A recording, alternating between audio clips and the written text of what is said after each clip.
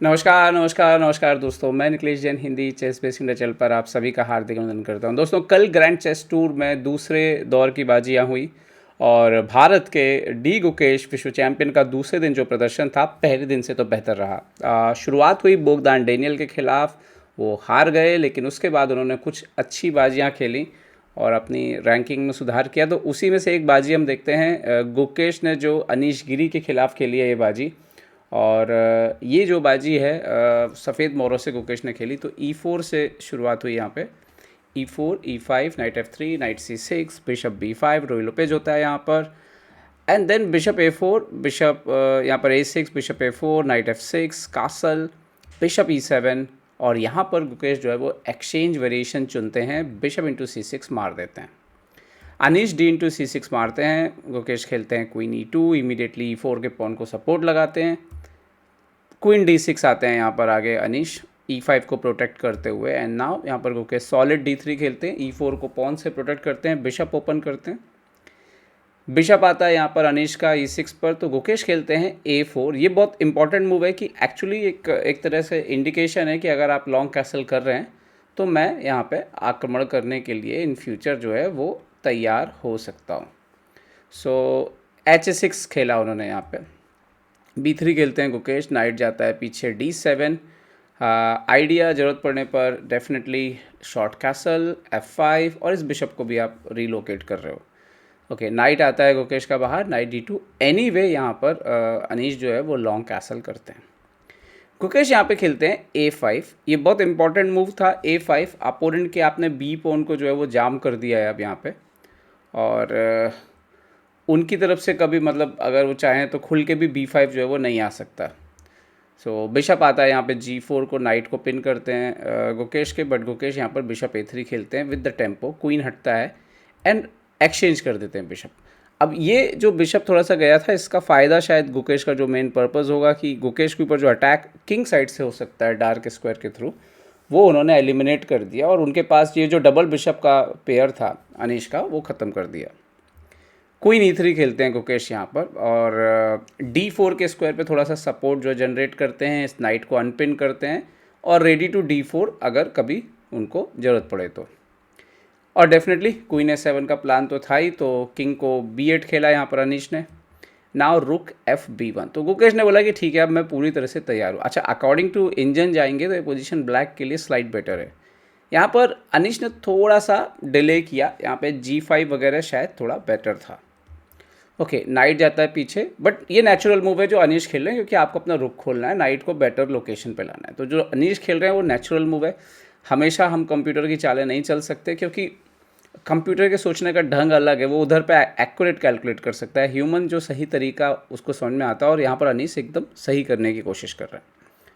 Okay, but इससे मौका क्या मिल रहा है, गुकेश को B4 मिला, एंड जैसे ही नाइट आता है G6 पे, अब ये C4 आ जाता है। अब यहाँ से क्या हो गई कहानी कि थोड़ा सा वाइट बैलेंस में आ जाता है गेम में वापस। क्योंकि वाइट ऐसा रेडी लग रहा है B5 ब्रेक देने के लिए, और अल्टीमेटली जैसे B5 ब्रेक आता है, पोजीशन खुलती है, उसके दोनों रुक और थोड़े से मोहरे जो है वो एक्टिवेट हो रहे हैं।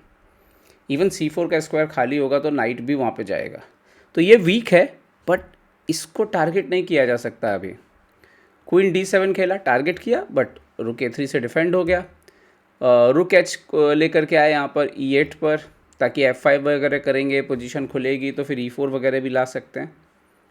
तो खैर यहाँ पर H3 किया, बिशप जाता है E6 पर, एंड नाउ रुक C3। रुक B3 वगैरह में प्रॉब्लम ये है कि वो ये पिन हो जाएगा, तो अभी B5 नहीं आ रहा।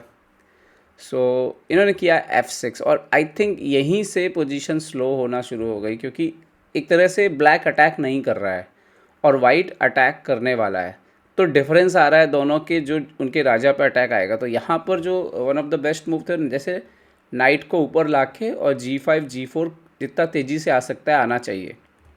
ओके, F6 उन्होंने सॉलिड किया खुद को, बट क्यों यहाँ पे बहुत इंटरेस्टिंग ये था एक्चुअली, मैं दिखा देता हूँ कि अगर नाइट F4 आए तो नाइट E5 अगर मारते भी हैं तो क्वीन D4 के बाद ये पोजीशन थोड़ा डेंजरस है एक्चुअली में। ये एक टैक्टिक्स लग रहा है यहाँ पे, आपको दिख रहा होगा तो क्वीन D4 पे यहाँ पे पहले तो रुक D4 आ जाएगा, एक और ये आइडिया है, और ये भी देखो ये टैक्टिक्स लग रहा है।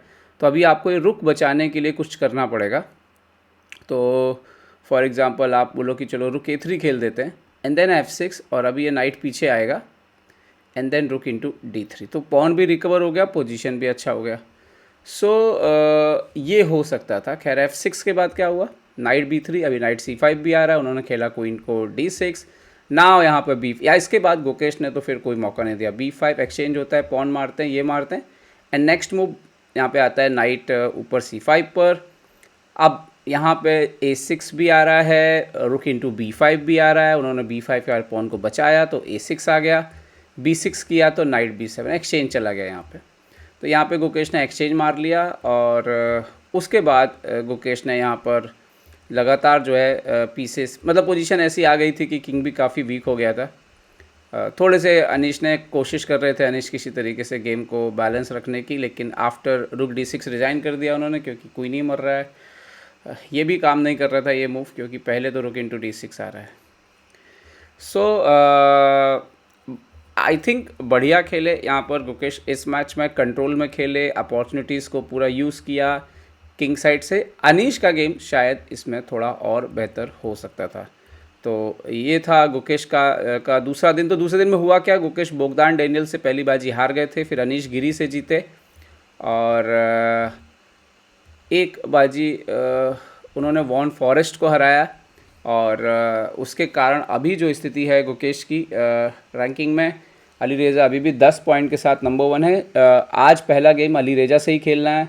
विंसेंट नंबर 2 पे हैं, पर 7 पॉइंट पे एक्चुअली 4 लोग हैं। मक्सिम है 7 पे, बोगदान डेनियल 7 पे, गुकेश को नोदिरबेग से खेलना है आज। और प्रज्ञानंदा का दिन बहुत अच्छा नहीं गया, वो एक ही जीते, उसके बाद 2 हार गए एक्चुअली। वो यहाँ पर अली रेज़ा के खिलाफ तो पूरा रुक ब्लंडर कर दिया उन्होंने। तो ये था दूसरा दिन, और ये थी गुकेश की बाजी। उम्मीद करते हैं आपको इससे कुछ सीखने मिला होगा, और हिंदी चेस बेस इंडिया को सपोर्ट करते रहिए, ज्वाइन करिए, और इन वीडियोस को ज़्यादा से ज़्यादा लोगों तक पहुंचाइए। दोस्तों अपना ध्यान रखिए, सुरक्षित रहिए। जय हिंद दोस्तों।